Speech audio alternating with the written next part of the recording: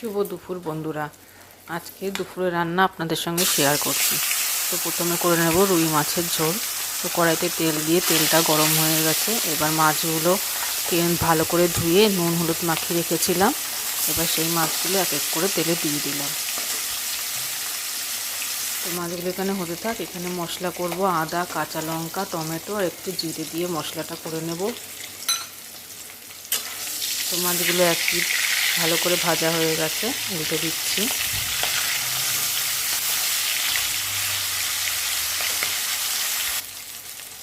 তো মাছগুলো ভাজা হয়ে গেছে, এবার নামিয়ে নেব।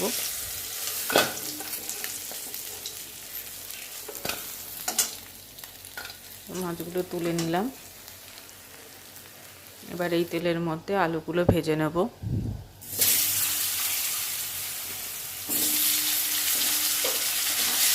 আলুগুলো একটু লালচে করে বেশ কিছুক্ষণ ভেজে নেব।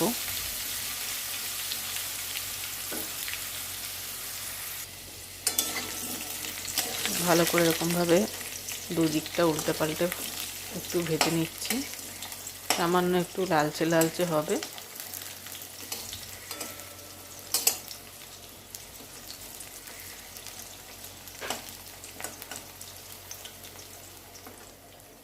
তো ভালো করে উল্টে পাল্টে আলুগুলো ভেজে নিলাম। দেখুন, এবার এর মধ্যে যে পেস্টটা করে রেখেছি বা মশলাটা করে রেখেছি সেটা দিয়ে দেব। আদা, কাঁচা লঙ্কা, টমেটো আর গোটা জিরে। মশলাটা দিয়ে দিচ্ছি।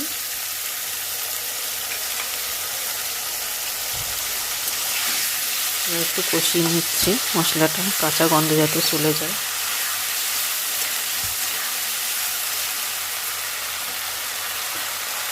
এবার এর মধ্যে একটু লবণ দেবো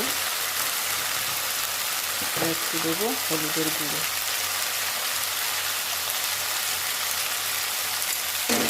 এবার ভালো করে মশলাটা কষিয়ে নিচ্ছি ভালো করে।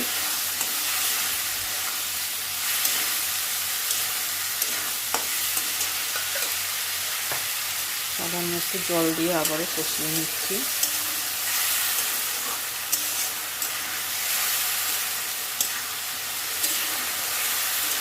মশলাটা কষানো হয়ে এসছে, দেখুন তেল ছেড়ে দিয়েছে মশলার গা দিয়ে।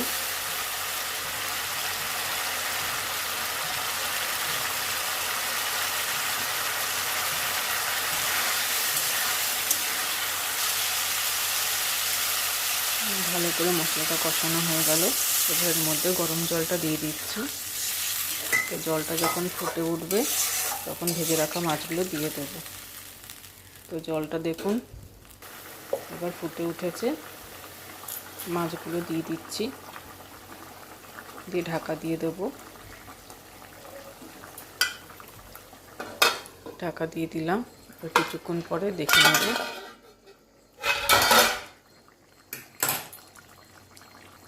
তো এবার একটু সামান্য গরম মশলার গুঁড়ো দেব। আগে দেখে নিই আলুটা সেদ্ধ হয়েছে কিনা। তো আলুটা সেদ্ধ হয়ে গেছে। এবার গরম মশলার গুঁড়োটা দিয়ে নামিয়ে নেব। তো রুই মাছের ঝোল আমার তৈরি হয়ে গেছে। দেখুন, খুব বেশি ঝোলও রাখিনি, খুব কমও রাখিনি। তো এবার করব পেঁপে দিয়ে আলু দিয়ে তরকারি। এটা নিরামিষই করব, চিংড়ি মাছ যেহেতু নেই তাই।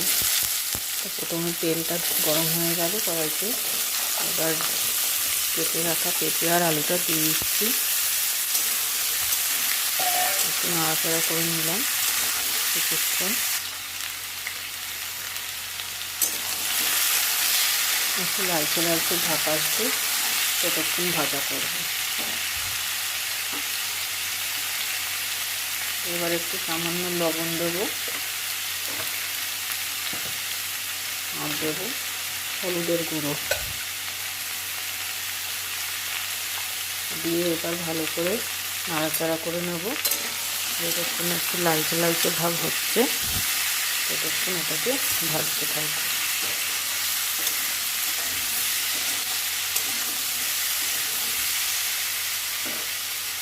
এইভাবে ভেজে নিচ্ছি। দেখুন এই যে লালচে লালচে ভাব হয়ে গেছে। ভাজা হয়ে গেছে। এবার যে পেস্টটা করে রেখেছিলাম বা মশলাটা করে রেখেছিলাম আদা কাঁচা লঙ্কা গোটা জিরে টমেটো, সেই মশলাটা দিয়ে দিলাম। বেশ কিছুক্ষণ কষবো। এর মধ্যে নুন আর হলুদ আগে থাকতে দিয়ে দিচ্ছি, আর দেবো না। যতক্ষণ না মশলা গা দিয়ে তেল ছাড়ছে ততক্ষণ এটা ভালো করে কষবো। দেখুন কি সুন্দর কষেছি।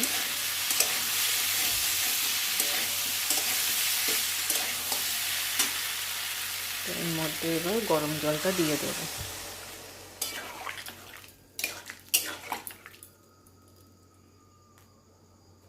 তো গরম জলটা দিয়ে দিয়েছি, এবার ঢাকা দিয়ে দেবো। একটু চিনি দিয়ে নিলাম। তো ঢাকাটা তুলে দেখে নিচ্ছি আলু আর পেঁপে সেদ্ধ হয়েছে কিনা। তো আলু সেদ্ধ হয়ে গেছে, পেঁপেও সেদ্ধ হয়ে গেছে। এবার একটু গরম মশলা দিয়ে নামিয়ে নেব।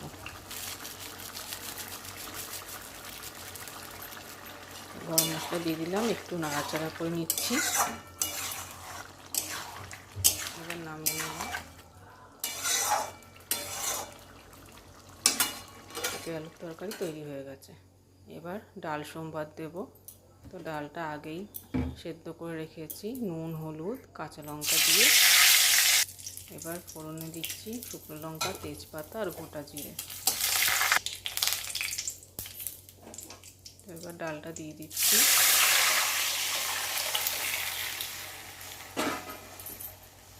ডালটা ফুটে উঠলে নামিয়ে নেব।